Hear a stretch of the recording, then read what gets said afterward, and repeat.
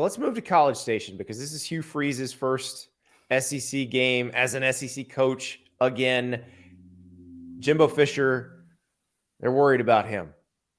More specifically, they're worried about DJ Durkin's defense. They were not getting any pressure against Miami, and they were not tackling when Miami caught the ball. What can Auburn do to attack this defense? Same thing. So Auburn.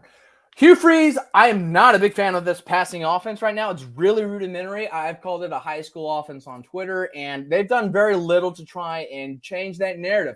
But I will say I immensely respect their all-in utilizing vertical RPOs. So RPOs, they can be bubble screens, they can be tunnel screens, stuff behind the line of scrimmage. You know, that's nothing new. You're really just trying to stress defenses sideline to sideline that way. But what Auburn does, and has really helped their above expectation metrics, has been utilizing RPO fade. So when you dedicate that extra body into the box to try and clog run lanes, you're leaving that person one-on-one outside the numbers. And if they can win one-on-one with a fade, that is a great way to flip the field and provide chances for themselves. Now, I don't think the offensive line, in terms of running the ball, has necessarily done a fantastic job. This past weekend, only a 1.5 rush yard before contact clip when excluding Peyton Thorne's designs, their starting quarterback. So, of course, quarterback runs come a little bit easier than running back runs. So when you see that they haven't been able to push people around and that they really rely on just winning those, I wouldn't say toss-ups, but kind of dodgy types of things,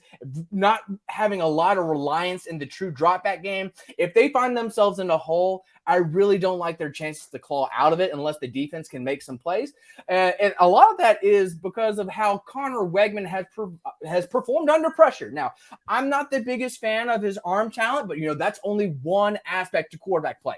A lot of it's cerebral, what's going on between the ears, being able to diagnose things, get people lined up, knowing who's open and being able to decipher ball placement. So, yes, while his down-to-down premium accuracy is not sharp, he throws a very catchable ball. He gives his immensely talented wide receivers chances to make plays, whether it is the 6'6" Noah Thomas, whether it is the soon-to-be impact five-star Evan Stewart, whether it be Anais Smith, the jack-of-all-trade guys, if he's lining up in the backfield in the slot, just finding matchup opportunities. He knows he's been very well coached this offseason, knowing where to look.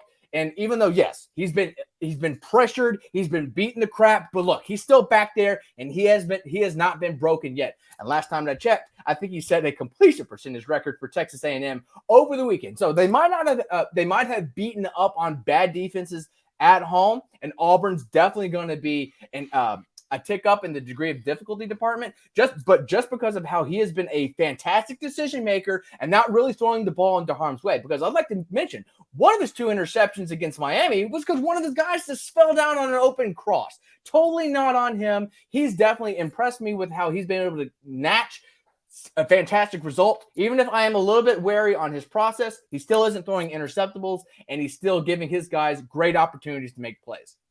Yeah, it's amazing how it's flipped, because last year it was they just got to fix the offense. If they could just fix the offense. Now it's they got to fix the defense. And to your point, if they can pressure Peyton Thorne, they're going to win this game. Auburn cannot play behind the chains. Yeah, they're not built for that right now. And again, with so over the weekend, 50% of their yards came off a form of an RPO. Again, that usually works when the game is tight, when you have a lead, when you can keep defense stressing.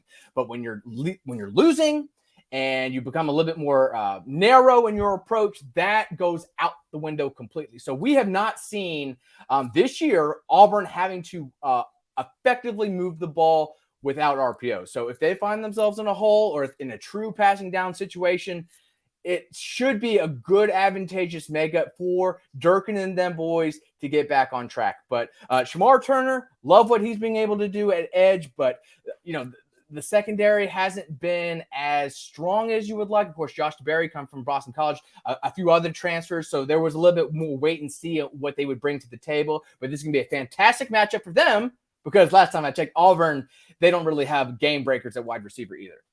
No, but that's the thing. If it works for Auburn, that's when things get real bad in College Station. So we will see what happens. This is one of those kind of, it's not a loser leaves town, because Hugh's in his first year. He's just trying to get everything going.